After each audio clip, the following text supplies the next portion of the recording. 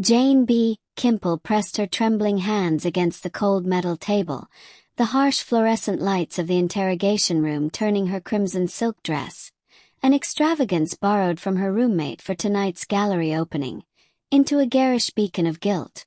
Trapped in the claustrophobic space with Detective Marshall's accusations echoing off concrete walls, she fought against the rising panic that threatened to consume her. Through the reinforced glass window, she could see the main booking area where uniformed officers processed the night's arrests, their bored efficiency a stark contrast to the terror gripping her chest. All she could think about was Lily, her 6-year-old daughter, asleep at her grandmother's apartment across town, completely unaware that her mother might never come home. "Mrs. Kimple, we have security footage," Detective Marshall said, his voice dripping with false sympathy as he slid a grainy photograph across the scarred table. "You leaving the Rothstein Gallery at 10:47 p.m. with a $2.3 million painting under your arm. That's grand larceny. You're looking at 10 to 15 years. I didn't." Her voice cracked, tears burning behind her eyes. "I would never. Save it for your public defender."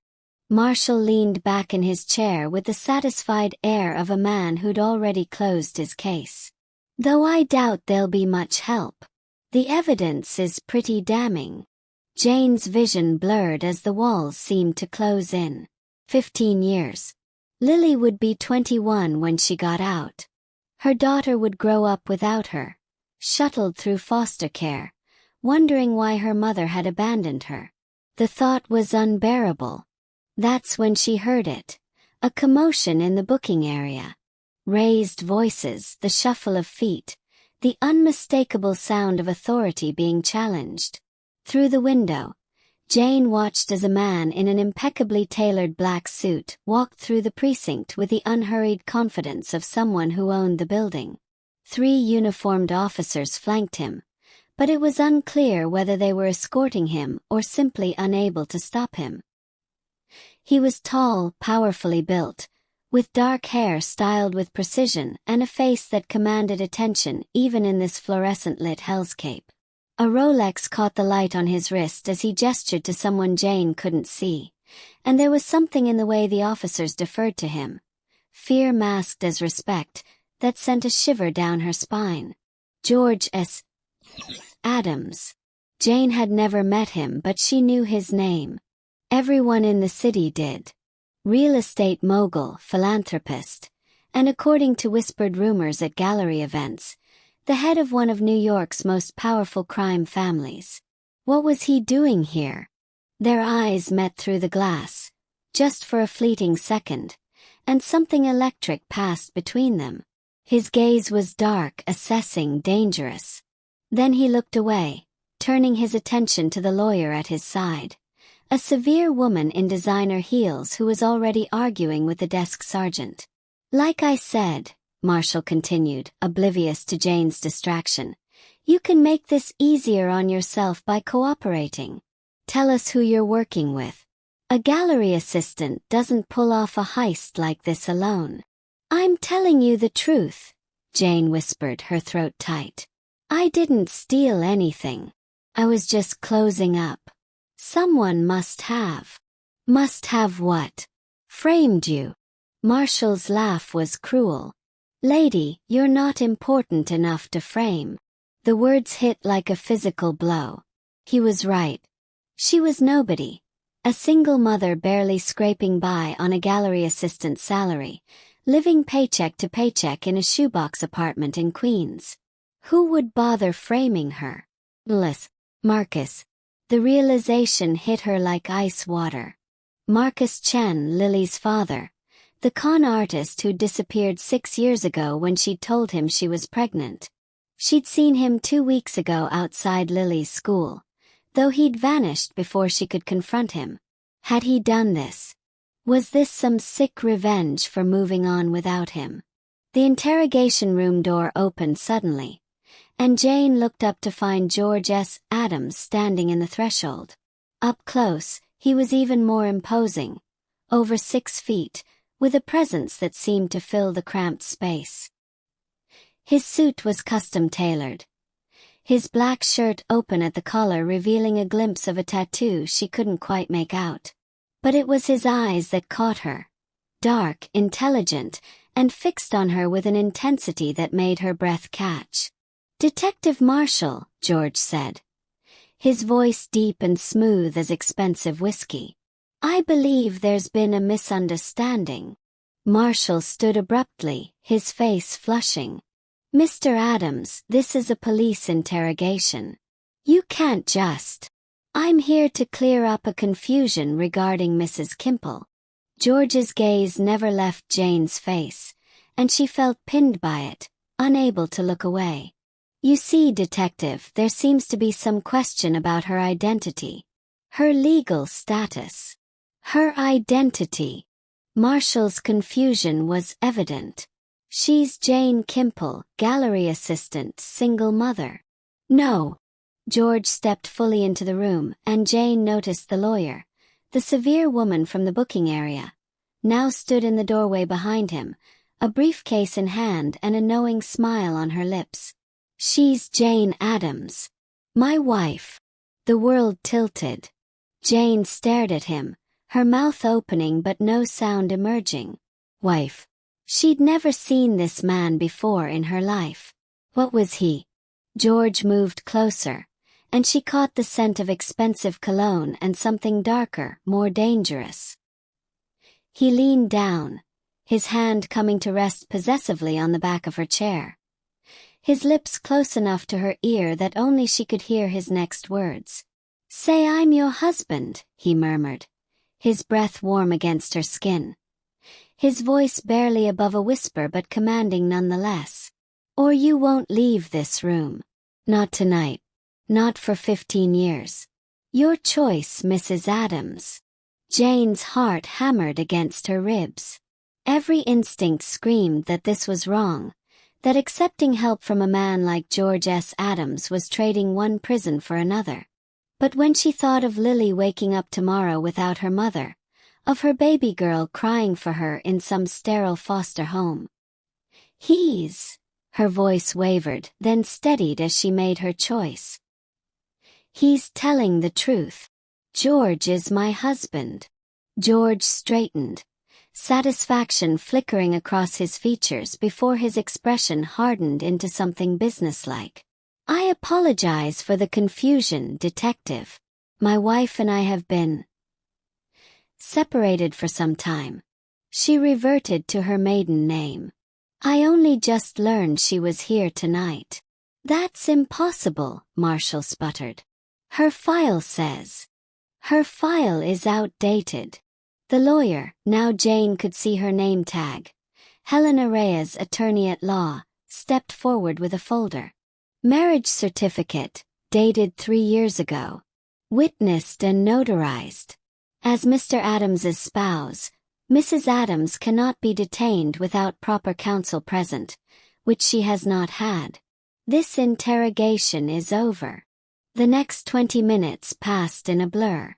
Legal jargon flew over Jane's head as Helena systematically dismantled every aspect of Marshall's case with surgical precision. George stood beside Jane the entire time, his hand resting on her shoulder in a gesture that looked protective but felt possessive. The weight of his palm burned through the thin silk of her dress. When Helena finally secured Jane's release, on her husband's recognizance, pending further investigation, Jane found herself being guided out of the precinct and into the back of a black Mercedes with tinted windows.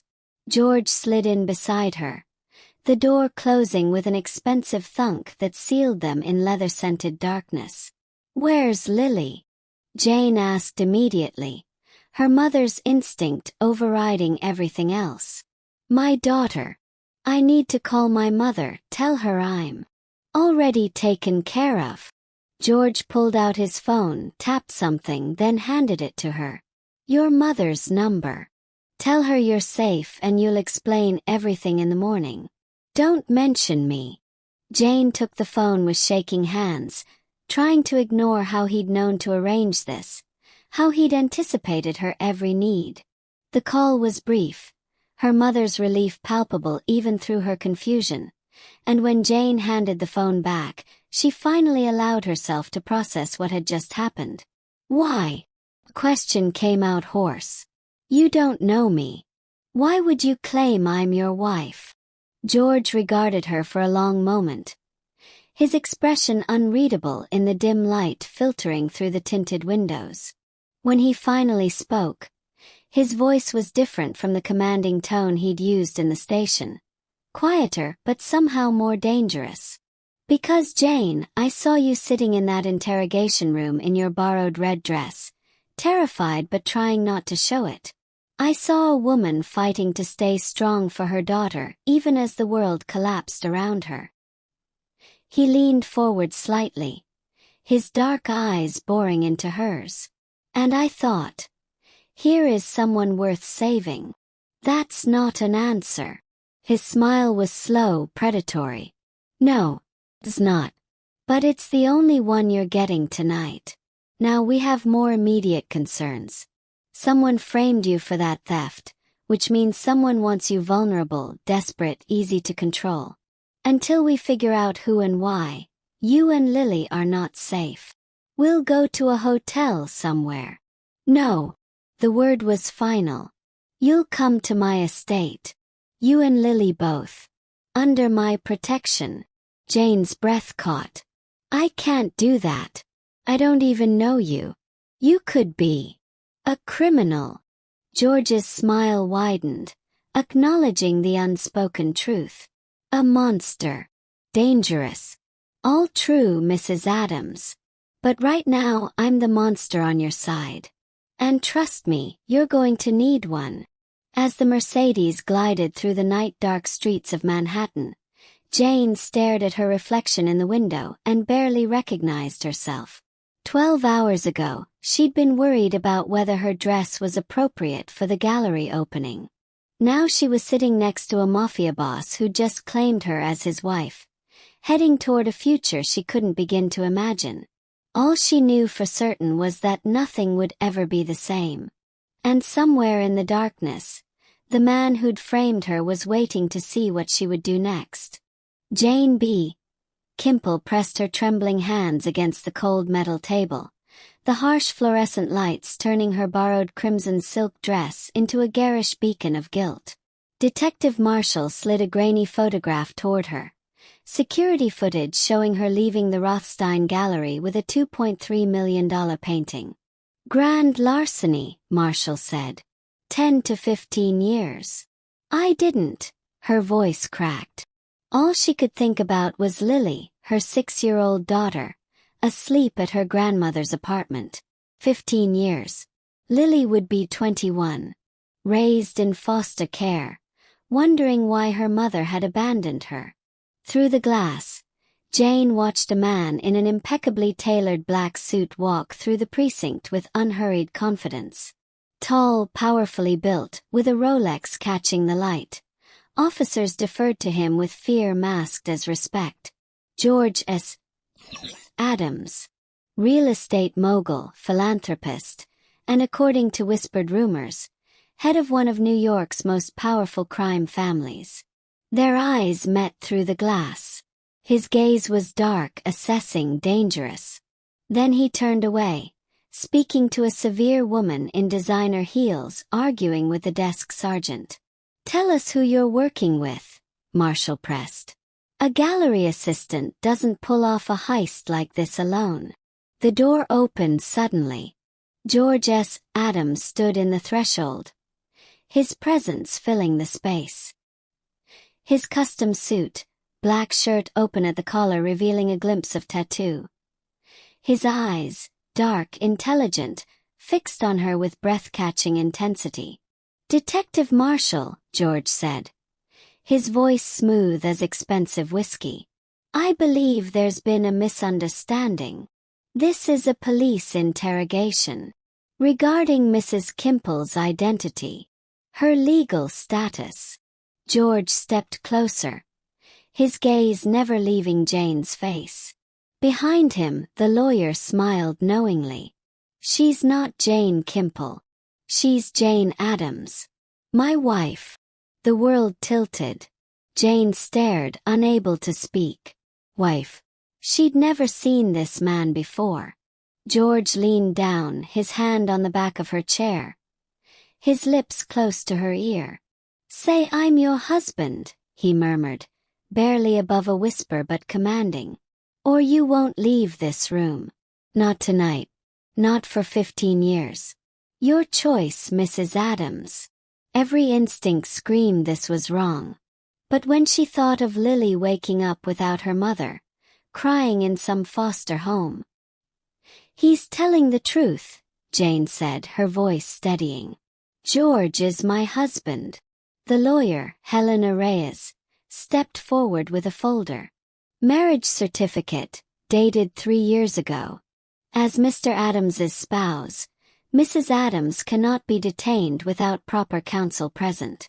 This interrogation is over.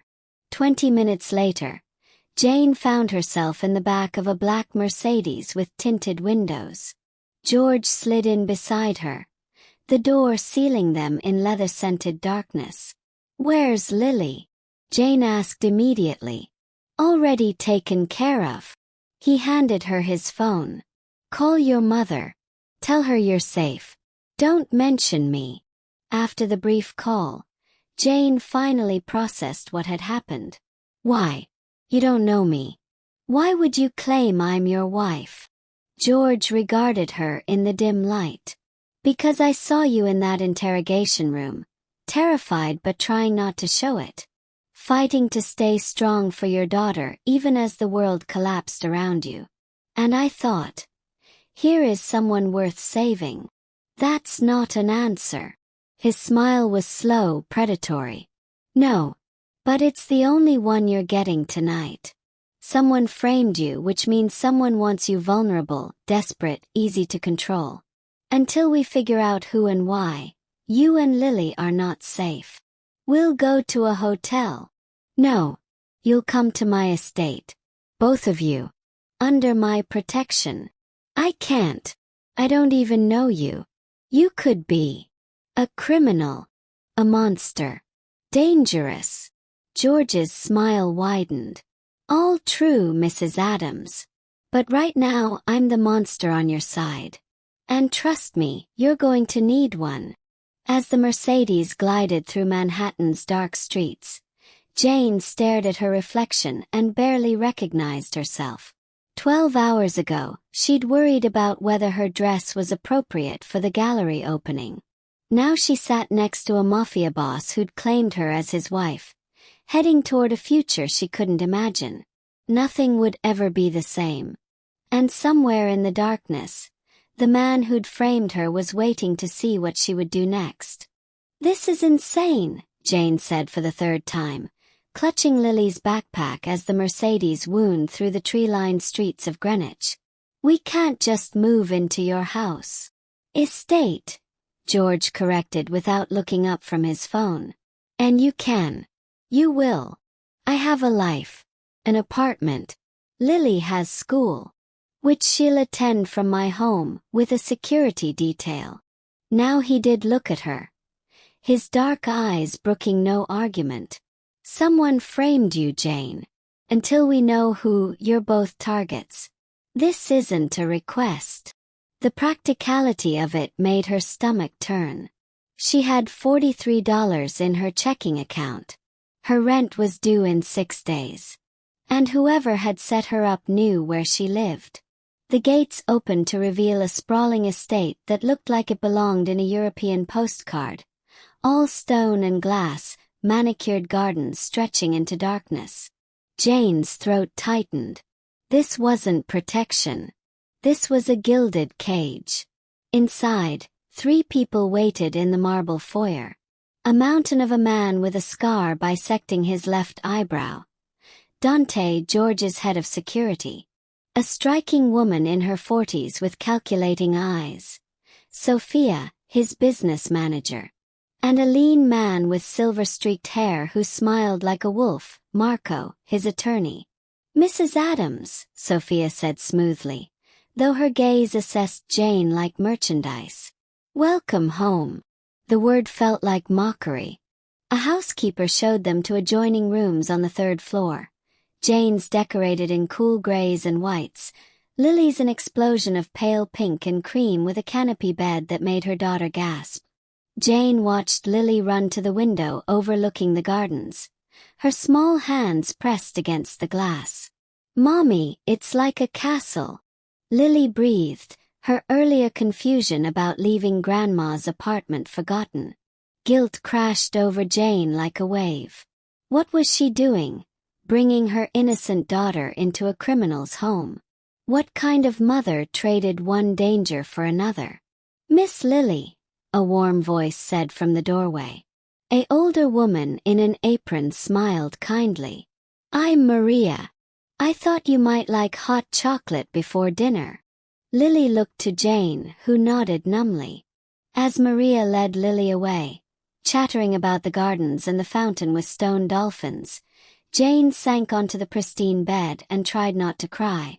Dinner was served in a dining room that could seat 20, though only Jane, Lily, and George occupied one end of the mahogany table. Crystal chandeliers cast warm light over china so delicate Jane was afraid to touch it. George sat at the head, powerful and controlled in a fresh black shirt. Lily, to Jane's surprise, had been seated to his right, directly across from her mother. The arrangement felt deliberate, strategic. "Mr. George," Lily said, swinging her legs under the table, "do you have any kids?" "No," George replied, his voice losing its edge. "I don't. That's sad. Kids are nice. I could share mine with you if you want. I have lots." She gestured vaguely, as if her collection of stuffed animals might materialize. "Do you like ponies?" Something shifted in George's expression. Not quite a smile, but a softening Jane hadn't seen before. "I've never given ponies much thought." "You should. They're very important." Lily leaned forward conspiratorially. "Mommy says we can't have a real one because our apartment's too small. But this house is really big. Could we get a pony?" "Lily." Jane started, mortified. "Perhaps," George said, his eyes meeting Jane's over Lily's head. "We could discuss it." He was playing a game, Jane realized. Charming her daughter, making Lily comfortable here. Making them both dependent on him. It was manipulation, pure and simple. But when George carefully cut Lily's chicken into smaller pieces without being asked, when he listened with apparent genuine interest to her rambling story about her best friend's lost tooth, Jane felt something shift inside her chest. Dangerous, she reminded herself. He's dangerous. Even if, for tonight, he was being gentle with the most precious thing in her world. 3 days into her captivity, because that's what it was, no matter how George dressed it up, Jane sat in his study while Dante spread surveillance photos across the mahogany desk. "Marcus Chen," Dante said, tapping a grainy image of a man outside the Rothstein gallery. "Your ex. He's been watching you for weeks." Jane's blood turned to ice. Marcus. The man who'd promised her forever, then vanished when she'd told him about the pregnancy. 6 years of silence, and now this. "He owes money," Sophia added, sliding forward a file thick with financial records. 200,000 to some very impatient people. The kind who break more than kneecaps when you default. George stood by the window, his back to them, but Jane felt his attention like a physical weight. "He needed you desperate. Vulnerable. Easy to manipulate. But why frame me for theft?" Jane's voice shook. "Why not just ask for money?" George turned, his expression dark. "Because you don't have any. But a desperate woman facing prison. She'd do anything to protect her daughter. Even deliver something valuable to save herself." The pieces clicked together with sickening clarity. Marcus had always been a con artist. Charming, persuasive, empty. She'd been 22 when they'd met, young enough to mistake intensity for love. He'd swept her into a whirlwind of expensive dinners she'd later learned were paid for with stolen credit cards, romantic getaways funded by money he'd borrowed from friends who never saw repayment. When she'd discovered she was pregnant, his mask had slipped. "Get rid of it," he'd said coldly, and when she'd refused, he'd simply disappeared, changed his number, vanished like smoke. Now he was back and he wanted something. "There's more," Marco said quietly. "Detective Marshall. He's on someone's payroll, we're still tracking whose, but he was specifically assigned to your case. The theft was orchestrated to put you in that interrogation room at exactly the right time. So I'd be desperate enough to—" Jane couldn't finish. The manipulation was breathtaking in its cruelty. "We need to find Marcus," George said. "And we need him to talk." 2 nights later, Jane woke to find George's side of the bed. No, not his bed, the guest room bed, she corrected herself, empty. She'd been having nightmares about Marcus, about Lily being taken from her, and she couldn't fall back asleep. She found George in the garage level, in a room she hadn't known existed.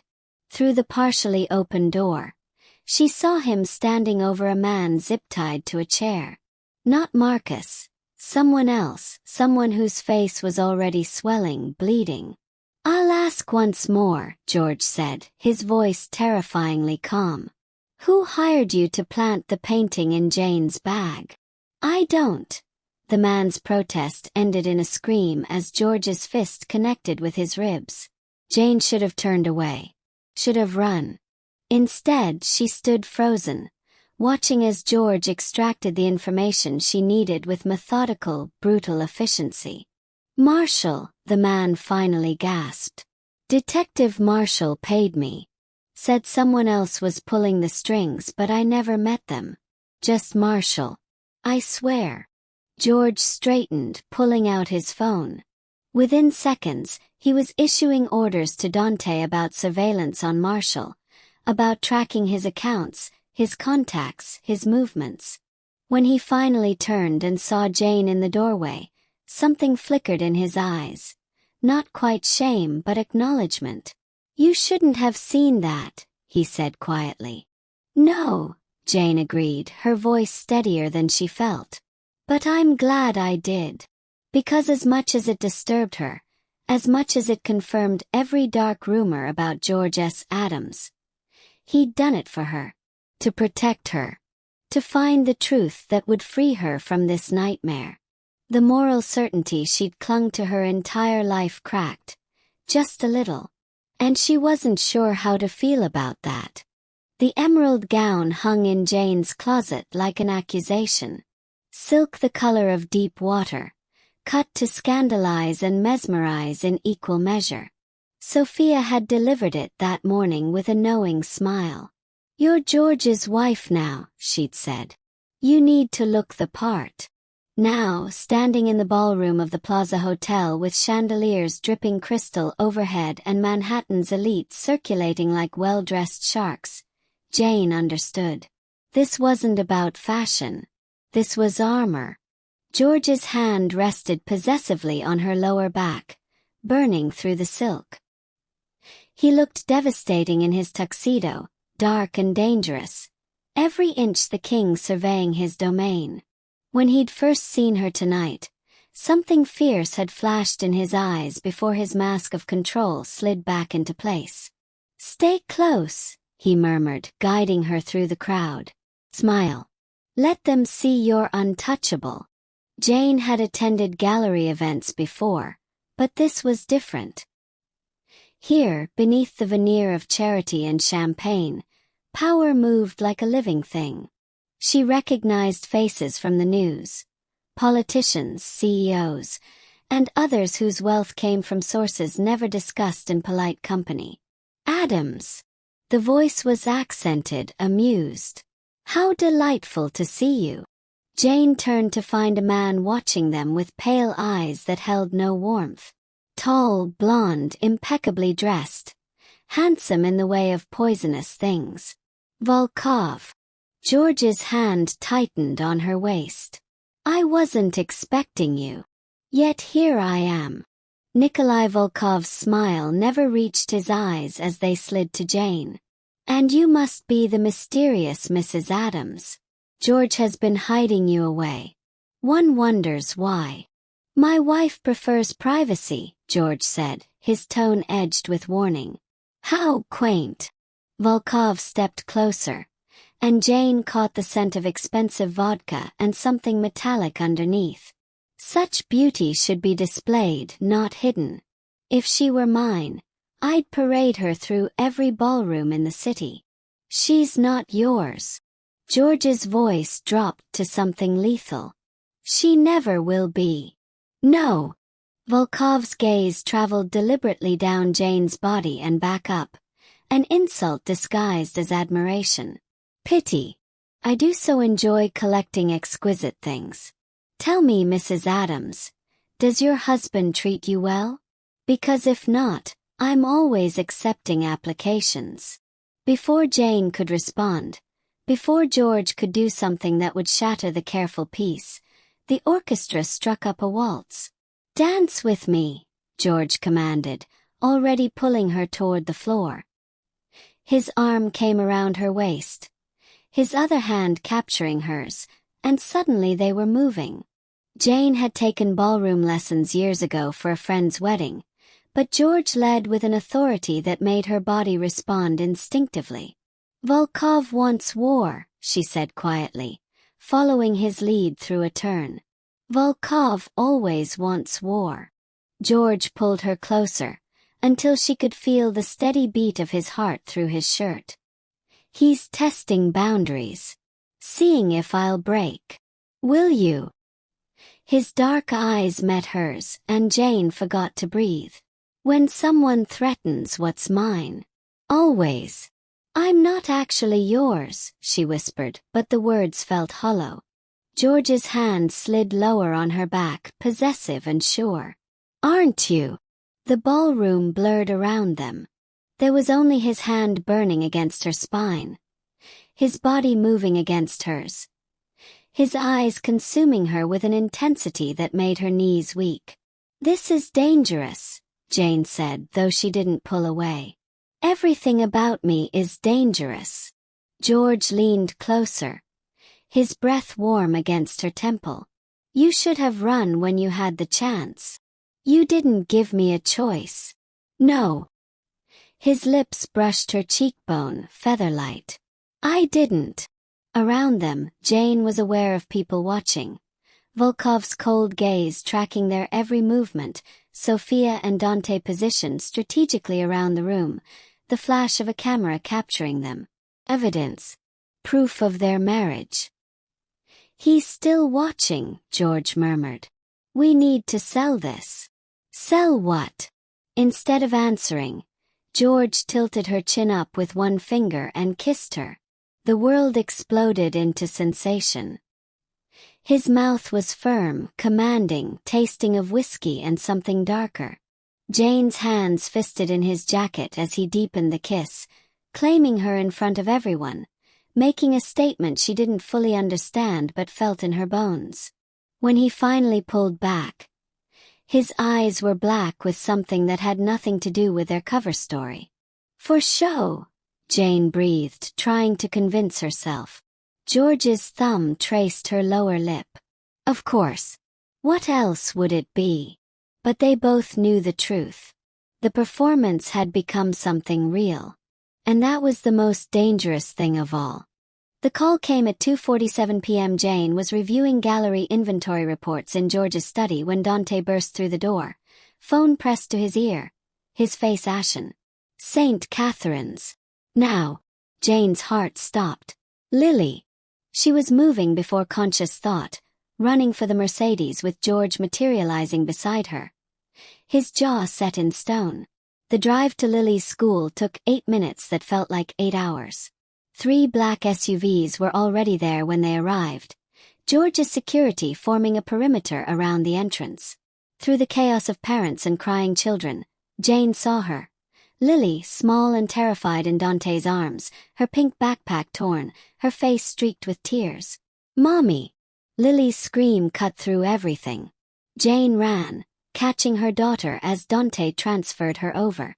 Lily's body trembled violently, her small hands clutching Jane's shirt like a lifeline. "They tried to take me. The bad men tried to." "Shoo, baby. I've got you. I've got you." Jane's voice broke as she held Lily tighter, feeling the weight of every terrible decision that had led to this moment. Behind her, George was speaking in rapid-fire Russian to someone on the phone. When he switched to English, his voice was ice. "Find them. All of them. I want Volkov's men bleeding in the street by midnight." "George," Sophia started. "No." He turned, and Jane saw something in his face that made her blood run cold. Pure focused rage. "He touched my family. There are consequences." "My family." The words shouldn't have meant anything, but they did. That night, after Maria had finally coaxed Lily to sleep with warm milk and lullabies, after Jane had sat beside her daughter's bed watching her breathe for 3 hours straight, she found George in his office. Security footage played across multiple screens. Grainy images of 2 men approaching Lily on the playground, Dante intercepting them, the struggle that had ensued. "They're dead," George said without preamble. "The men who touched her. Both of them." Jane should have been horrified. Should have condemned him. Instead, she felt savage satisfaction. "Good." George looked at her then, something like surprise flickering in his dark eyes. "You mean that? They tried to take my daughter." Jane's hands shook with residual terror and rage. "If you hadn't stopped them, if your men hadn't been there." "But they were." George crossed to her, his hands coming up to frame her face with unexpected gentleness. "And they always will be. I swear to you, Jane. No one will hurt her again." "You can't promise that." "Watch me." Later, near dawn, Jane found him on the terrace, staring out at the grounds. She should have gone back to bed, but something drew her outside. George didn't turn, but she felt him acknowledge her presence. "I was 7, he said quietly, "when my father's enemies came for us. They killed my mother in front of me. Made me watch." Jane's breath caught. "My father was like me. Powerful. Ruthless. And because of that she died." George's voice was hollow, distant. "I swore I'd never care about anyone enough to make them a target. That I'd never bring innocent people into this world. Yet here we are," Jane whispered. "Here we are." He finally looked at her, and she saw past the monster to the boy who'd lost everything. "I can't undo what I am, Jane. But I can protect you both with every weapon at my disposal. Even if that makes me the villain of your story." Jane moved closer, drawn by something she didn't want to name. "What if you're not the villain? What if you're just complicated?" "Complicated." His laugh was bitter. "Is that what we're calling it, George?" He pulled her against him suddenly, desperately, his arms tight around her. Not a kiss, not seduction, just raw need for human connection. Jane felt his heart hammering against hers, felt the careful control he wore like armor crack and splinter. "I won't let them hurt her," he said into her hair. "I won't let them hurt you." And for the first time since this nightmare began, wrapped in a killer's arms beneath a dying night sky, Jane believed him. The walls between them weren't just crumbling. They were gone. The Manhattan family court smelled of stale coffee and desperation. Jane sat at the defense table in a navy suit Sophia had selected. Conservative, maternal, unthreatening. George beside her in charcoal gray. His hand covering hers on the scarred wood, warm and steady. Across the aisle, Marcus Chen looked smaller than she remembered. 6 years had weathered him. Lines around his eyes, a nervous energy that suggested too many sleepless nights outrunning debts. His cheap suit hung wrong on his frame. "All rise for the Honorable Judge Patricia Chen." The judge was sharp-eyed, skeptical, a woman who'd seen every con in the book. She studied the case file with the careful attention of someone who knew when she was being lied to. "Mr. Chen," she began, "you're seeking custody of a daughter you've had no contact with for 6 years. Care to explain?" Marcus leaned forward, affect dripping sincerity. "I made mistakes, Your Honor. I was young, scared. But I've changed. I've found God, gotten clean. You're 3 months behind on child support you've never paid." The judge's voice was ice. "Your last known address was a motel in Atlantic City. What exactly can you provide this child?" "A father's love. Mrs. Adams." Judge Chen turned to Jane. "Tell me about your marriage.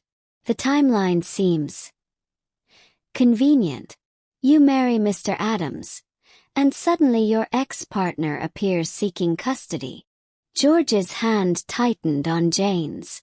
She felt the lie forming, the careful script Helena had prepared. But when she opened her mouth, the truth spilled out, or something close to it. "George saved me," Jane said quietly. "When I was at my lowest, when I thought I'd lose everything, he appeared. He didn't have to help me. Didn't have to claim me as his wife or protect Lily like she was his own daughter. But he did. And you love him." The judge's eyes were knowing. Jane looked at George, at the man who'd terrorized Volkov's soldiers to protect her child, who'd held her while she cried, who'd shared his darkest trauma in the pre-dawn darkness. "Yes, I love him. It wasn't a lie. When had it stopped being a lie? Mr. Adams, why marry a woman you'd just met?" George's voice was steady, commanding even in this space where he held no power. "Because from the moment I saw Jane fighting to hold herself together for her daughter's sake, I knew she was extraordinary. Because Lily deserves a mother like her. Because they deserved protection, and I could provide it. That's not love. That's charity." "No, Your Honor." George's eyes found Jane's. "That's everything." The courtroom door opened. Lily, who'd been in the waiting room with Maria, ran inside. "Mama!" "Lily!" Jane started, but her daughter was already climbing into George's lap, burying her face in his shirt. "Papa, I was scared," Lily whispered loud enough for everyone to hear. "I don't want to go with that man. I want to stay with you and Mama." The silence was deafening. Jane felt Marcus's fury across the aisle, felt the judge's shrewd assessment, felt George's arms come around Lily with instinctive protectiveness. "Well," Judge Chen said slowly, "that's fairly definitive." She granted Jane full custody 20 minutes later, with a warning that she'd be watching their family situation closely. Marcus left in fury. His lawyer already filing appeals neither of them could afford. Victory tasted like ash. That night, after Lily was asleep, Jane found George on the terrace again. Their place, she realized. Where truth happened. "She called you Papa," Jane said softly. "I know." His voice was rough. "I shouldn't have, she shouldn't think. She loves you." Jane moved closer, her heart hammering. "She's not the only one." George turned, his eyes searching hers. "Jane, I'm not pretending anymore." She reached up, touching his face. "I don't know when it happened, but this isn't fake. Not for me." He kissed her then, not for show, not for witnesses. Just for them. His hands tangled in her hair as he backed her against the stone railing, desperate and reverent. When he lifted her, carrying her inside to his room, their room, Jane went willingly. This time, when their bodies came together in the darkness, it wasn't performance. It was confession, surrender, truth. "Mine," George whispered against her skin. "Say you're mine." "Yours," Jane breathed.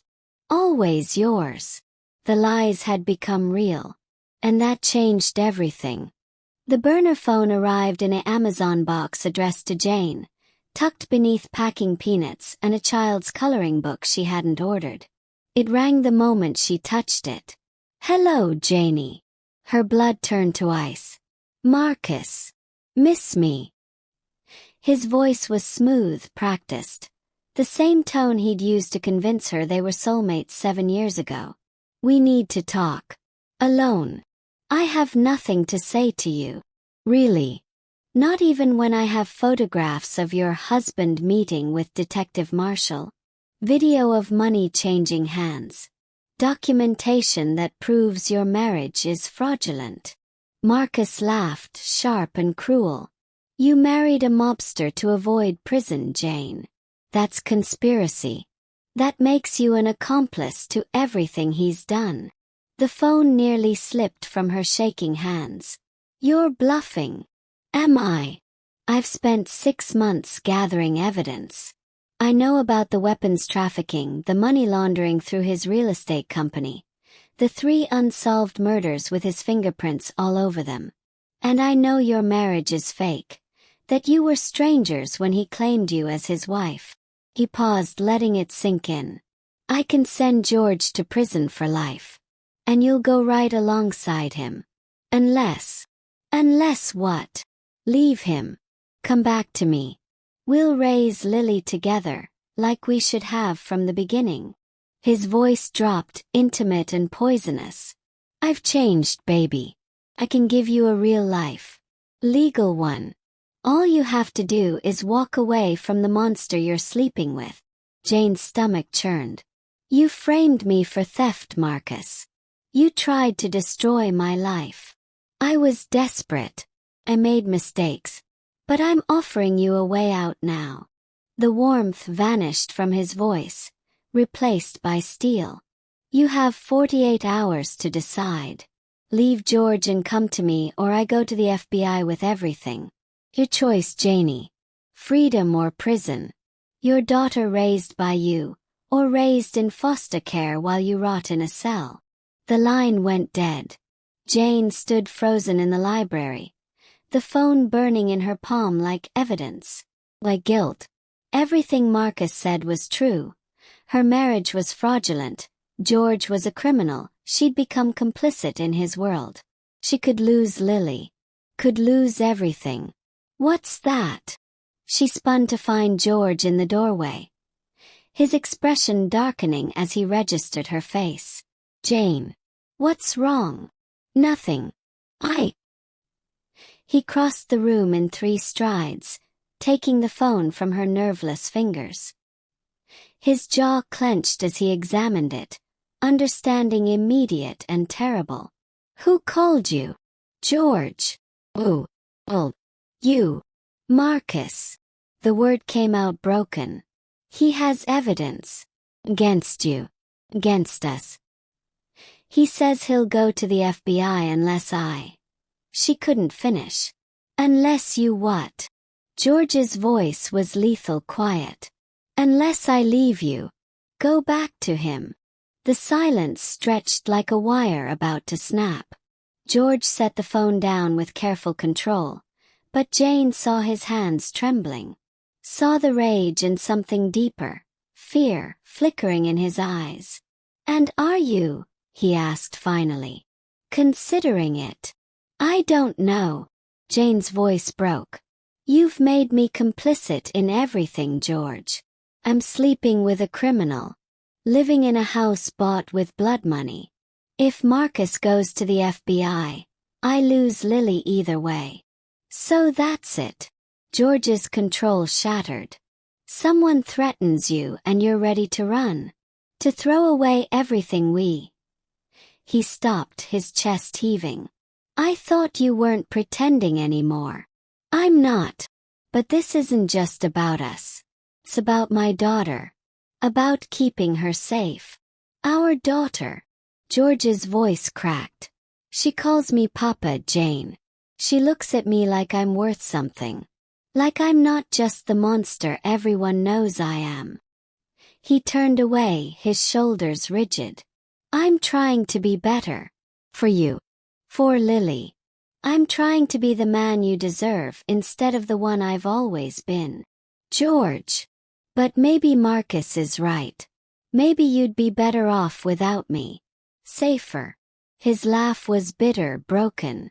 Maybe I'm just dragging you down to my level. Jane stared at his back, at the proud set of his shoulders hiding devastation, and felt something shift inside her. Marcus offered safety built on manipulation and lies. George offered danger wrapped in brutal honesty. Who did she trust? The man who'd abandoned her when she needed him most? Or the monster who'd saved her when no one else would? The text came at 3:17 p.m., while Jane was in the garden with her phone, agonizing over her impossible choice. Video file. She opened it with shaking hands. Lily. Bound to a chair in a concrete room, tears streaming down her terrified face. Marcus behind her, his hand possessive on her shoulder. Come alone to the warehouse on Pier 39 by midnight, his voice said off camera. No George. No security. Or I'll kill her. You know I will, Janie. The phone slipped from Jane's hands into the grass.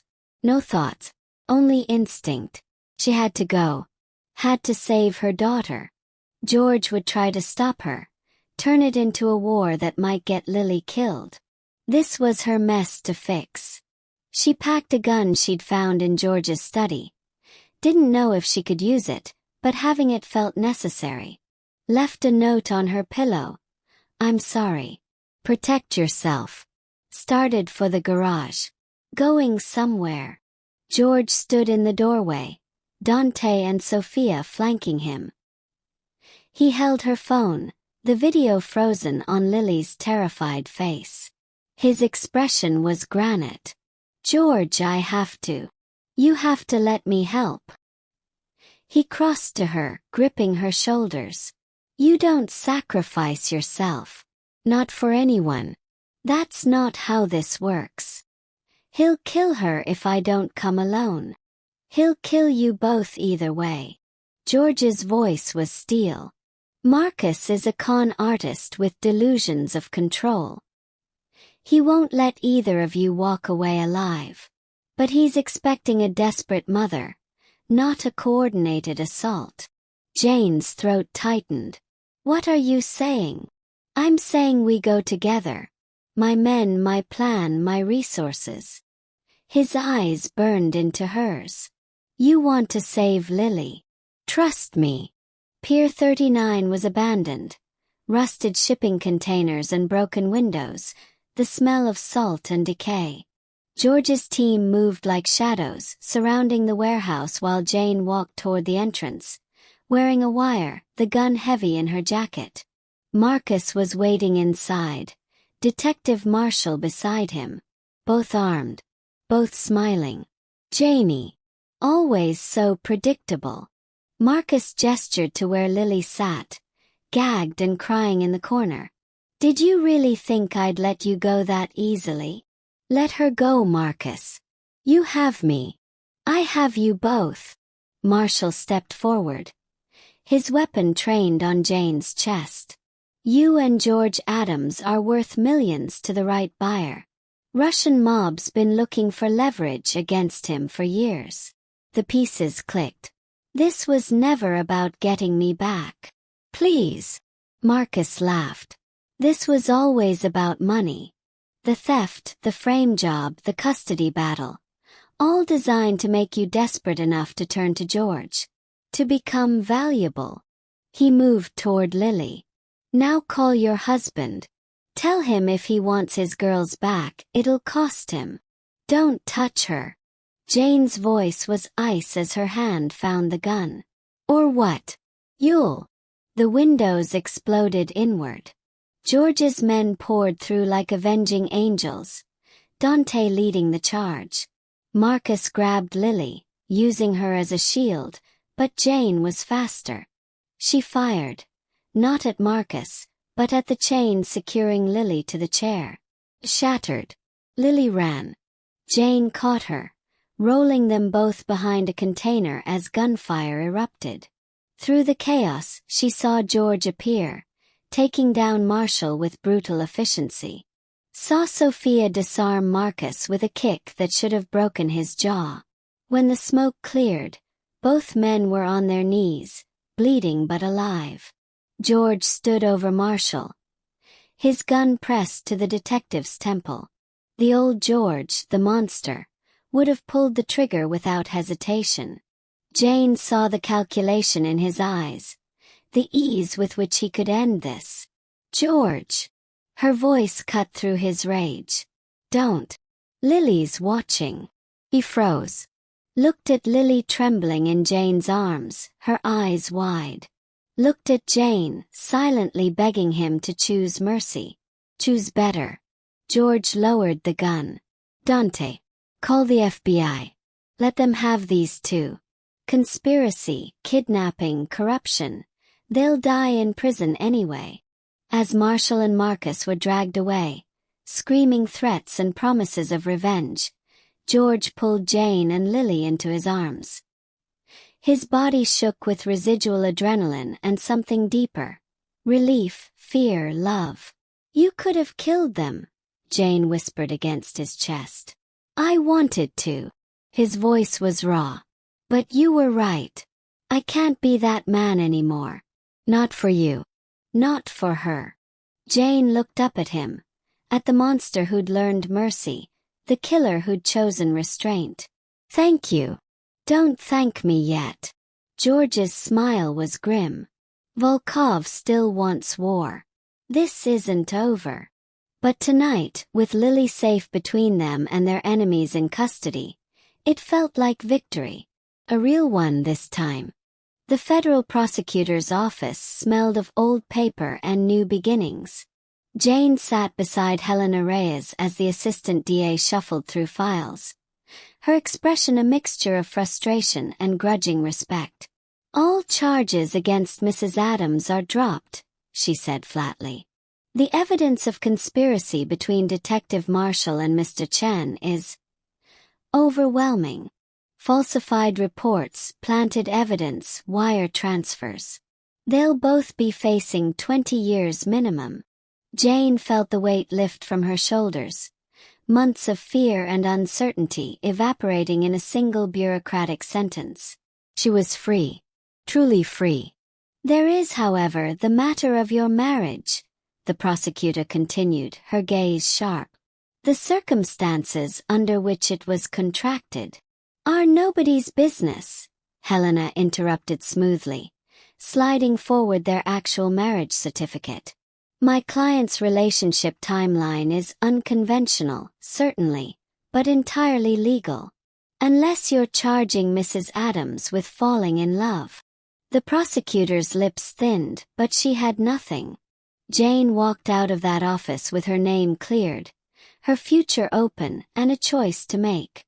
George was waiting in the back of the Mercedes, staring out the window at Manhattan's skyline. He didn't turn when she slid in beside him, his profile carved from stone. "It's done," Jane said quietly. "I'm clear." "Good." His voice was hollow. "That's good." The silence stretched between them like a chasm. Finally, George reached into his jacket and pulled out an envelope. "Divorce papers," Jane realized with a shock of ice through her chest. "Already signed on his end." "You don't owe me anything," George said, still not looking at her. "You're free, Jane. Clean break. No obligations. I'll make sure you and Lily are taken care of. The house in Queens is yours. Trust fund for Lily's education, whatever you need." He finally met her eyes, and she saw raw pain beneath his careful control. "You can walk away. Build the life you deserve. Without me." Jane stared at the papers in her lap. This was it. The exit she'd dreamed about in those first terrifying days. Freedom from the danger, the violence, the constant shadow of George's world. She tore the papers in half. "What are you doing?" George's voice cracked. "Choosing you." Jane turned to face him fully, her heart hammering but certain. "Not because I'm trapped. Not because I'm grateful. 'Cause I love you, George. Because when I imagine my future, you're in it. You and me and Lily. A family. Jane. I know what you are. What you've done. The darkness you carry. She took his face in her hands. But I also know who you're trying to become. And I want to be there for that. If you'll have me. George's control shattered. He pulled her against him, his kiss desperate and reverent. Always, he whispered against her lips. I'll always have you. 6 months later, Jane stood in the gardens of the estate wearing ivory silk, watching Lily scatter rose petals with the solemn concentration of a 6-year-old on an important mission. Real guests filled the chairs, not politicians and mob bosses, but friends, family, people who knew their story and loved them anyway. George waited at the altar in a dove-gray suit, Dante beside him as best man. When Jane reached him, when she saw the love blazing in his dark eyes, she knew this was real. Not a performance. Not a survival tactic. Ois. Dearly beloved, the officiant began. As they exchanged vows, real ones this time, promises made freely, Jane felt the weight of their past and the hope of their future balanced in perfect tension. George was transitioning his businesses toward legitimacy, fighting his own nature every day. She'd opened her gallery last month, funded by his investment, showcasing emerging artists who reminded her of who she'd been before all this. Their life would never be simple. The shadows of George's past would always linger at the edges. Volkov was still out there, nursing grudges. There would be hard days, dangerous days.